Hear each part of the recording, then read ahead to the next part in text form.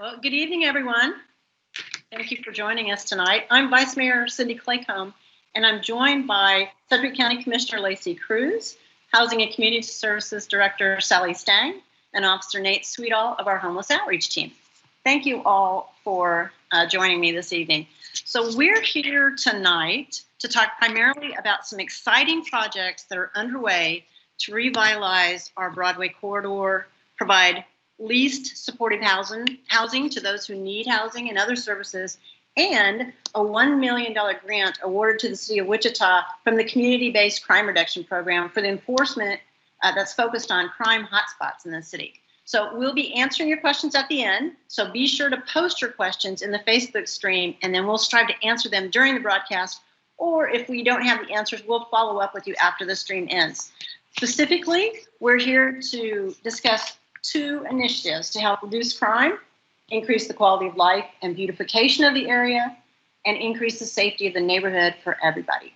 So Sally, would you please kick us off by discussing an overview of the new affordable housing project? Yes, thank you, Vice Mayor. I'm Stang. I'm the Housing and Community Services Director for the City of Wichita. And we're really excited about this new project that's coming up. Started early on in the pandemic. We were contacted by HUD and provided additional CARES funding specific to HUD programs. So we received about $7 million for community development block grants and the emergency solutions grants to prepare and respond to COVID-19 and its effects on our community. And with that, they provided a lot of guidance and suggestions on things that we could do to assist. And one of those items was about acquiring property for shelter services in our community, especially this winter, as we saw a need to decongregate shelters, but also to provide affordable housing, because as we can move more people into housing, we can help reduce the spread of COVID-19. About that same time, we became aware of the 316 hotel property going on the market due to underutilization. And we've been evaluating whether or not that property would suit affordable housing in the long term. We did a lot of outreach to service providers in the community, and Humankind Ministries, formerly Interfaith Ministries, stepped up and said, let's see if we can do this. Let's see if this is a project we can get done in our community. Humankind has a long history, 135 years of experience in this work. They provide emergency shelter. They have, supportive housing now. They do life skills training, and they align the individual's needs to the services that they provide. And we found that they would be a great partner. It has been very challenging trying to evaluate the property itself, the regulations, determine the long-term operational goals and strategies for this project. And, when we came back to it, Humankind has all of the expertise to manage a project like this. So as we envisioned this, the 316 Hotel has 56 rooms right now, hotel rooms. And through a comprehensive rehabilitation of the property, including the addition of kitchenettes to transform those rooms into small studio apartments, we realized that we could really leverage the funding that we received, which doesn't come along very often. We could respond to the emergency of trying to decongregate housing or shelters, but yet still have an asset that serves our community in the long term. So we, at this point, we are working to work with Humankind to acquire the property, operate it for 6 months as the Women's Overflow Shelter, while rehabilitation is occurring to convert those units into studios, but also do some necessary upgrades to the properties, including exterior painting, replacing the roof, replacing the HVAC systems, electrical, security. I mean, it's a very comprehensive rehabilitation of that building.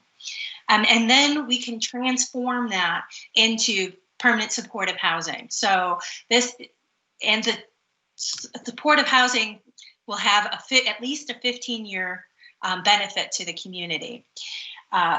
In time, past the first 2 years, the rental income from the property will support it on its own without additional support from either grant funding or other government sources. But one caveat to that, too, is even during that 6-month period when it operates as the overflow shelter, it will operate a little bit differently than a typical overnight shelter, and that the people that are staying there can stay there 24/7. They don't have to line up to come in at night, sleep on cots, then be pushed out into the community to wander the neighborhoods just to line up again the next day. We thought it was really important to allow those who are staying in the shelter to be able to stay there. It helps to keep people segregated. It helps to secure their belongings. It's healthier for the neighborhood. And they can work with the on-site case management to try and find permanent housing, job opportunities, case management services, all of those things that they may need. They'll be able to get even while it's being operated as a shelter. The importance of case management and wraparound services, without those, they cannot be successful. The best situations are when you have all three: rent assistance, case management, and those wraparound services. And what we have determined is that, early on in April and May, we did fund the winter shelter to go to a 24/7 operation. And in doing so, it cost us about $1,000 a person to operate that shelter. And then we've had a collection of activities going on, some related to COVID, some started before COVID, where we instituted the Homeless Preference Program to try and move people from homelessness into housing with rent assistance. And then we funded case management so that people would have adequate case management. And now we're implementing a landlord incentive program. So we've been incrementally adding more resources to our efforts to end homelessness. But what we found was we could actually provide rent assistance in permanent housing and case management for about $800 per month per client. So it was actually cheaper to place someone in housing and provide the necessary case management than it was to keep the shelter operating as a shelter. And so we are having a real concerted effort to try and move as many people as we can from homelessness, whether that's on the street or living in shelters, into housing and providing them the case management necessary. It's healthier for the individual clients. It's healthier for the neighborhood. And so that's really the crux of the efforts we're making here. The CARES Act funding that we received is what's helping to make this a possibility. But the ability to leverage that long term is the real feather in the cap for this project. So we're very excited to have this opportunity, the opportunity to partner with Humankind, who's been doing this for more than a century, to have that expertise, them as a partner to get this done. I think we're going to see some great things happening. Yeah, I do too, Sally. And I just want to thank you and your staff. This has been something new, right, for them to deal with, and they've stepped up to the task. And I want to thank Humankind because, again, this would be impossible without them too, and just all of our other partners that are willing to work with us on this as we move forward. So, there's definitely a need for this in the community. You've spelled that out. But one of the silver linings of the pandemic, I don't know that there are very many, but that there is one, is that we've been able to respond quickly to this need in our community. So, Commissioner Cruse, can you please speak to the bigger vision, the importance of affordable housing for people in need and public engagement as we move forward? Thank you, Cindy, and thank you, Sally and Nate, for being on this call today. I mean, we know that housing insecurity is only going to increase. So it is expected to grow by 22% nationally. And what that means in our community is more people who don't have a permanent place to stay. So the collaboration, the coordination, the communication between all of the partners that have happened so far is really what we're looking for. We're not finished with that, and we need the community. We need those business owners who want to see people frequent their restaurants and spend their money there getting a meal because they can, right? The more people who can do that kind of thing is what we're trying to help Wichita. We know that it starts with a place to sleep at night. And so we're excited that this opportunity is here, because really what it means is 54 people are off of the streets and have a place to rest their head, have a place to keep their, their few belongings that they might start out with. So I really want to express the importance of this being a community effort and looking to the neighbors. Again, I can't express that enough. So please be sure to communicate with any on this call. Please be sure to look out for further communications around this project, because your voice matters and we can't do this without you. Just real quickly, I want to give a big shout out to my fellow commissioners who support mental health, and they support this type of endeavor, because we know that ComCare is one of the largest providers of crisis services here in our community. It's about all of these services together. I believe that Sally mentioned that earlier about wraparound services. So it's really, I cannot stress it enough, a community effort to help those who really are in their time of need. It really starts with all of those comprehensive services coming together. So thank you for the opportunity to be on this call. I look forward to furthering this conversation. Really, it's about community. Yeah. Thanks, Lacey. And, I think you bring up a good point that I forgot to mention, and that is that there is public funding in this, but there's also private funding that we will be securing for this project. So it's a great public-private collaboration.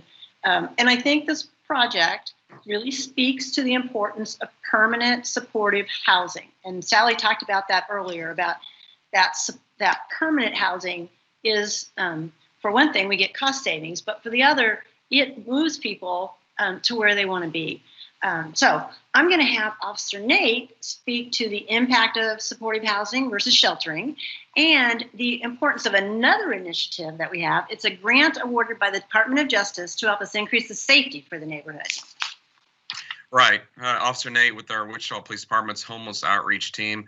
Obviously, you just mentioned we got a grant we applied for through in conjunction with our housing department through the Department of Justice. Our homeless outreach team has been recognized nationally. We did apply for a grant, and we got $1 million to help with housing opportunities with our homeless population. And some of you are probably asking, well, why would the police department be involved in something like this? Well, there was a study done a few years ago by University of North Carolina, Charlotte, that showed that if you can get a homeless person housed, and it actually lowers their arrests by 84%. In regards to vagrancy and homelessness and issues like that, just getting people stabilized. What our grant's going to do with the Department of Justice, we're actually going to get them housed, but you got to go a little bit further than that. You got to bring in that wraparound services with case management, get them back on their feet, whether it's get them into jobs, get them mental health services or something like that. So that's really what we're going to be focusing on and trying to work in partnership with our housing and this project as well. And like I said, some people are asking about security on the facility. We definitely want to be involved in that process. We want to hopefully be working with them in regards to SEPTED. When you probably say SEPTED, that means crime prevention through environmental design. So looking at the facility, making sure it's safe in the neighborhood, making sure that we're revitalizing the neighborhood and making it safe and nicer for the whole community. And we want to make sure that we're involved in that entire process. Now, during this revitalizing process, obviously there's going to be some time to make that happen, turning this hotel into housing units to make this happen. So what are we going to do in the meantime? We've noticed we had another group of about 40 people roughly that met, that are experts in the community in regards to homelessness, and gave up about 40 gaps in our community. And out of that, one of the top 5 or 6 was shelter space for our females. And so sometimes they are full throughout the year in Wichita. And so we want to make sure that the gap is addressed. So during that time period of revitalizing this property, we're going to be having shelter for our homeless females during that process. So with that, I'll move on back to you, Cindy. Okay, thanks. And so, you bring up a really good point that this low-income housing helps combat homelessness by creating opportunities for stability, for job placement, and more housing can have a lasting impact on not only the individual and their family, but the community around them. And that's why we think this is so important along that North Broadway corridor. So, I think that's really important. The hotel was an underutilized asset that was for sale, and we'll be give that. Sorry, am I getting feedback? No. Okay. And we'll be a community partnership, and this creates a long-term asset for the community. So this project, along with the community-based crime reduction grant, which was a $1 million grant, I think. Is that right, Sally? Okay. $1 million grant is a way to spur economic improvement and community development in this area. So, Lacey, you want to talk any more about this? Well, I think not only transforming our community, but the people who there's a broad vision when it comes to addressing this problem in our community. And really, it's an opportunity to change people's lives, right? We're going to have an immeasurable impact on changing their lives. So when it comes to this, homelessness, substance misuse, addiction, facing suicides, we see that right now in our community. It's going up. It's important to understand that this is a holistic kind of approach. And there's really no easy answer to any of this. There's no easy answer to taking someone and pulling them out of their despair and their traumas and all of these things that have kept them where they're at. I think that this larger plan, this is just the stepping stone, right? And multiple people from the medical health to behavioral health to criminal justice to legal services to others with lived experience, those other support services, social services, nonprofits, all educational institutions. I mean, this is like one part to solving a much larger problem in our community. So I really will quit rambling because I'm just so passionate about this project. I'm excited. There's been so much work that's gone into this. I wish that you guys could see all the people that were involved in making this happen. So I'm very excited. I'm thankful that we're going to be addressing this, and this is just a stepping stone. Yeah. Okay. So thanks. The acquisition of this property by humankind of a property that's adjacent to their already existing area is really going to help uplift the area in many ways. And we think that, as many vacant and deteriorating properties around that area, we think that those are detrimental to the community too. And we see, in that long-term vision, some changes to that. I think we have a question from the audience. So there's a question about how is this different from Housing First? So Sally, do you want to talk about this Housing First versus, supportive housing? Absolutely. It's really not different from Housing First. It's just putting more resources available. Housing First is a methodology that has come into our homeless service world, where we have come to recognize that by placing people in housing first before going and working on other issues or other problems in the person's lives is much more successful than old methods, where oftentimes people had to earn their way into housing. They had to get sober up front. They had to jump through a lot of hoops to earn their way into housing.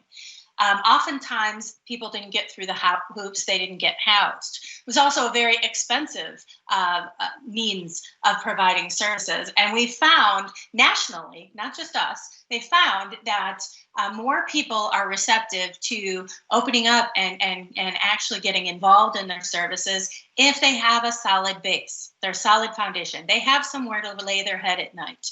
They have housing to begin with and can work on, the remaining issues. If you think about the hierarchy of needs, safety and security is at the foundation. How can you even consider moving up through to self-actualization if you have to worry every night whether your possessions are going to be stolen or you're going to be assaulted at night because you have nowhere to stay? So in Housing First, people are allowed to move into housing. They work with their case management while in housing to identify the individual's needs. It's not a one-size-fits-all.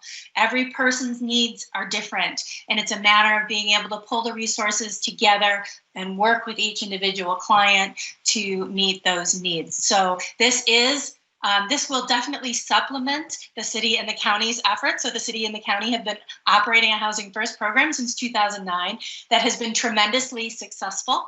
And this will just add to that in both rent assistance and units available for those in this type of program. Yeah. Thanks, Sally. So there's another question about after the 6-month shelter period, how will individuals be selected to move in to the studios? So with Humankind will be, owning and operating both the shelter and then, the permanent housing. So their caseworkers will be working with all of their own clients. They can accept referrals from other service providers. All members of the continuum of care could make referrals. Once all of the units are filled, we're going to get to a point where we're going to be placing a project-based voucher contract, which means rent subsidy will go with the unit. At that point, when we have more referrals than units, a waiting list will have to be established. And then, they'll be determined, their income qualifications and other qualifications will be determined like they are for any voucher. Okay. Thank you. So we have another, this is kind of a long question, but it says, coming from someone who has lived in this area their full life, they say start funding roads, sidewalks, demolishing dilapidated buildings and homes, install better lighting in the neighborhoods, and stop doing things that you think would be nice to look at when you drive through our neighborhoods, and start doing things that actually help the neighborhood gain value in their neighborhoods, instead of devaluing our neighborhoods by placing low-income housing in these already undervalued neighborhoods. All you're doing is making the area less desirable, and that hotel has been underutilized for years. It should be sold to St. Francis to be utilized for medical use. So that's kind of a long question. I think first I'll say something, and then I'm going to turn it over to Sally and Nate and Lacey if you'd like to. But I do think that we are helping people that are in this community. Humankind is helping people that are living in this community. And so I think that's important. So Sally, Nate? So one thing I want to say is low-income housing doesn't necessarily devalue neighborhoods. Well-run low-income housing fits into neighborhoods. And the investment in improving the property should help to bring up. And so long as we have enough funding, which we do for security and safety and the total, the rehabilitation that we're going to do shouldn't be, be devaluing that neighborhood. And then as far as, of course, Via Christi actually owns the property and is leasing the land for this project and is in support of this project. If they had wanted to use it for a medical purpose, it would have been in their purview to do so. Yeah, it would have. Nate, do you have anything to add? Yeah, I just want to say, number one, I appreciate being here because the fact that the police department is involved gives us a voice to make sure that it is done safe and done in the right way. What I also can say is there are other projects throughout the city, even in Wichita and other cities, that have been done like this correctly. We have domestic violence housing units that have been actually just built in the past a year or two that have no crime, no issues, that are gated, they're done the right way. And so what that's proven is that a model like this not only does well and it can be successful with no crime or no issues, but actually can help out the neighborhood and revitalize it, make it look nice. Because like I said, not only is the current hotel look good as it is, it's going to be revitalized and even improved upon, and construction and stuff like that. So I think with us being involved with the process, and it's going to help out the whole community and turn out well. Yeah. And we have a couple of questions from folks about how will this make the neighborhood safer? So I think it's not just the 16 project, but also the grant. So we didn't talk very much about that. We just said we'd get this grant. Can we talk a little bit about how that is designed to make the neighborhood safer? Yeah, I mean, I can just tell you right now, like we work with a lot of individuals that someone mentioned earlier about Housing First, and we have individuals that might qualify for Housing First, but they're on a waiting list, and that could be 6 months to a year. And maybe those individuals will qualify for this housing unit or housing project, and now instead of being out on the streets, involved with all the issues out on in that area, in that neighborhood, now we're getting them off the streets, get them stabilized in a brand new nice unit, and then we have wraparound services and case managers that work them, and they're no longer on the streets with their shopping cart, and they're not on that 6-month waiting list because of Housing First. And so we're utilizing more resources to get those people connected and getting them off the streets and getting them stabilized. And I think this is an opportunity for that to happen. Yeah, and I think this is the beginning of a long-term plan for the area, and we don't have that plan fully developed. And I think what becomes important now is really the input from the neighborhood. We've heard from the neighborhood about the issues that they've seen in the neighborhood, and so we have, this is an attempt to begin addressing those, but it's not the only thing that's going to happen. Anybody want to comment on that? Well, I think it's important to understand that there are, and in the chat over here, we have a Midtown resident who's talking about vacant buildings in the area.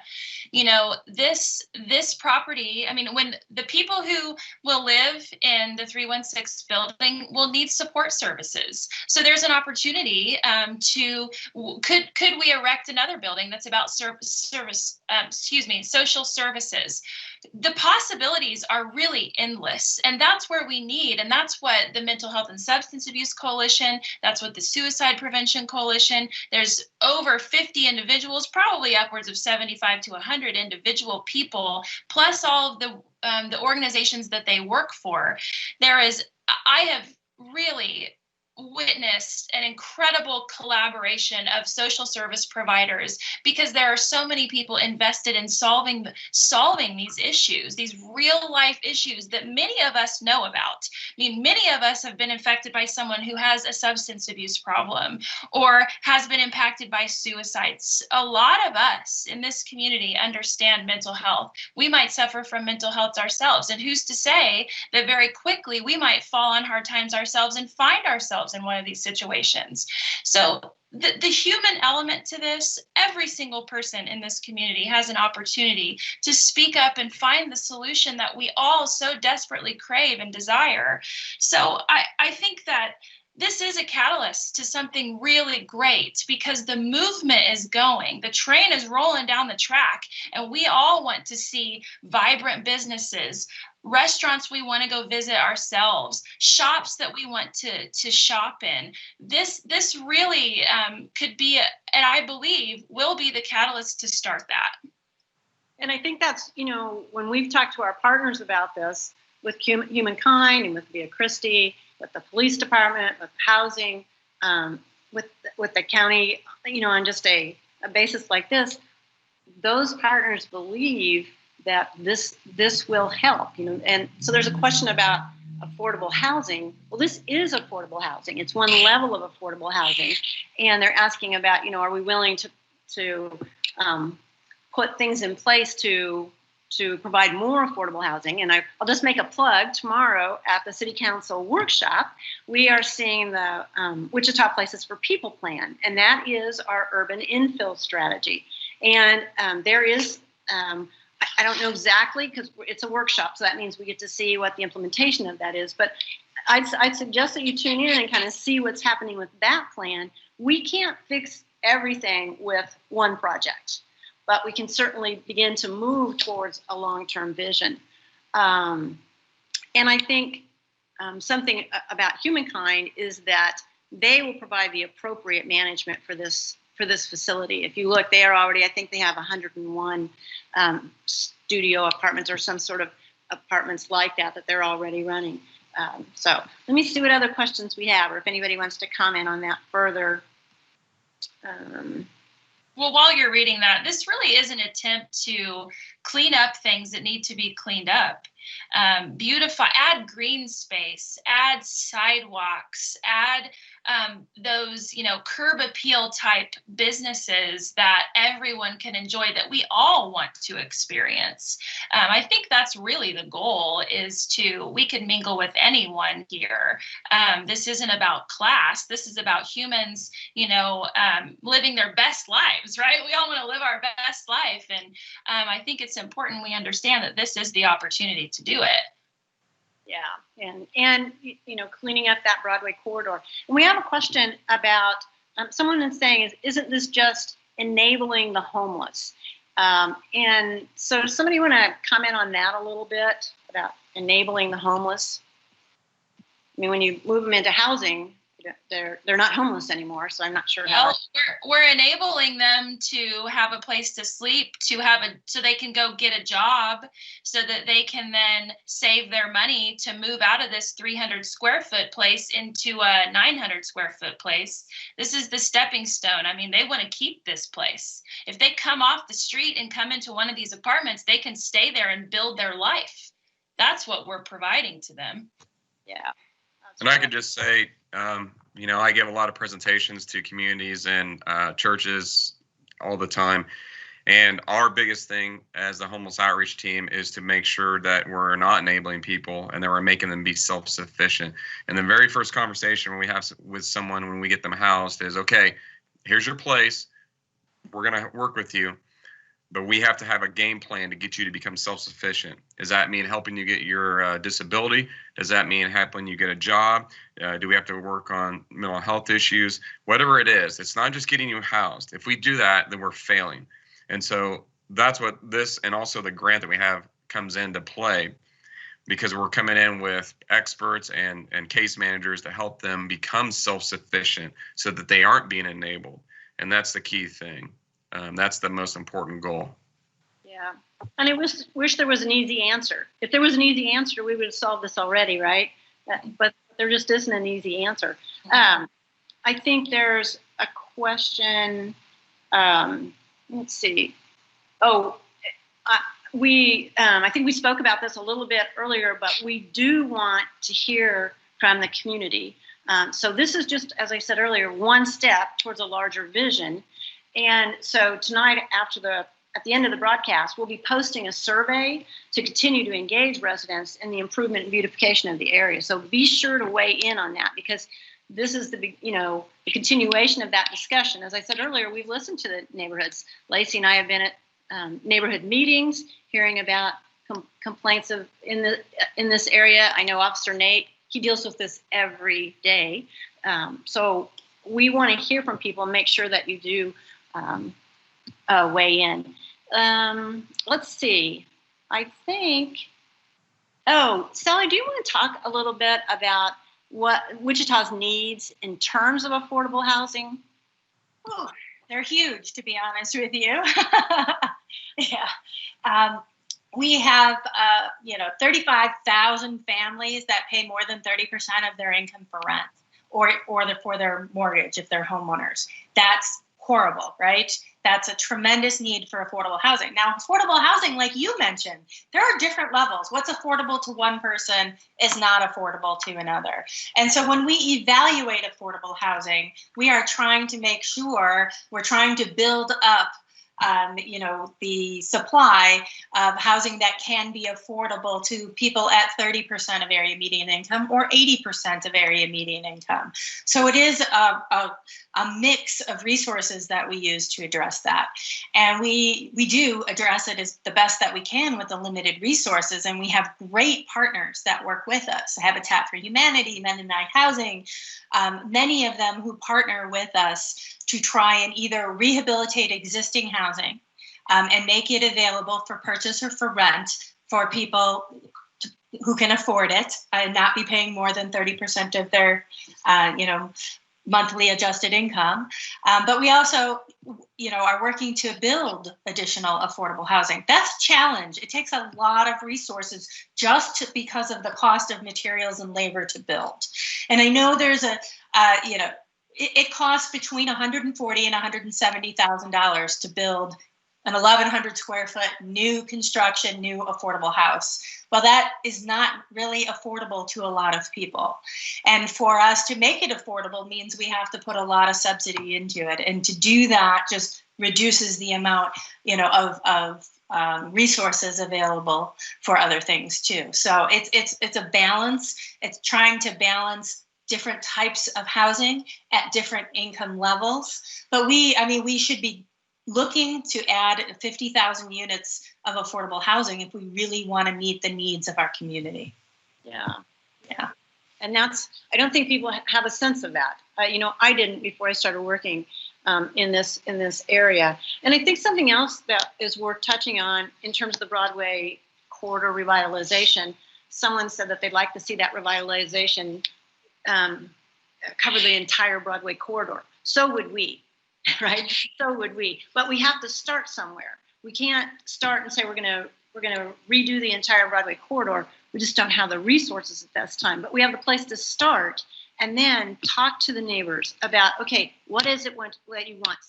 Lacey talked earlier about green space and park space and businesses and all those kinds of things. And we, again, have people that are partners that are really vested in this particular area.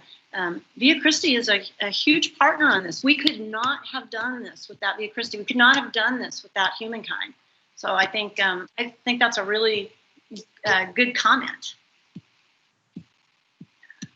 Yeah, Okay. I'd like to see it go all the way up to the highway because they just put a new exit in off of the highway. I mean, I drive this road all the time. I want to see the roadhouse redone, right? I mean, go all the way up there, especially since the new highway is in and you can get off on that exit. I mean, it's easy to get off of to North Broadway. So, yeah, if we could go that far, I mean, it'll only take us how many years? Well, right? How many years do we expect? We have to start, or we'll never get there. We'll never get there if we don't start. I think it looks like we've pretty much kind of wrapped up most of our questions, and I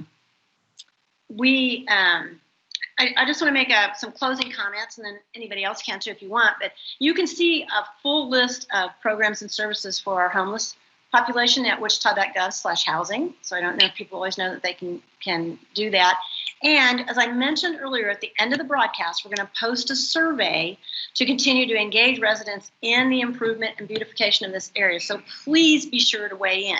Until we start, gathering more information about this, it's hard to begin to continue to move forward. So we'll continue to listen to the community and garner feedback, update the community throughout this process. So stay tuned for more opportunities to engage in this, and we'll update you on the progress of this particular project. So anybody else want to make some closing comments? I just want to say thank you. And Latasha Sanorno, she's just been, really important part of this project. Robin with Via Christi. I mean, there are some really dedicated people in this community, and I cannot thank them enough for their leadership, their guidance, listening to how crazy I get sometimes. I mean, it's so important that we recognize our partners. So thank you to all of you who are listening tonight and who have helped with this. Yeah, absolutely. Anything else, Sally or Nate, Officer Nate? We're just really excited to be involved in this process and working in partnership with the community. to help address some of the issues that people have had, in that area, and working with our most vulnerable population to help them get stabilized. And this is a pretty exciting opportunity. I'm glad we have gotten a lot of these funds that we're able to address for our city, and also the grant that we got that we're working in partnership with the housing department. So we're pretty excited to get ready moving on this. Yeah. So thank you all. I want to thank everybody for tuning in tonight, and stay safe, Wichita.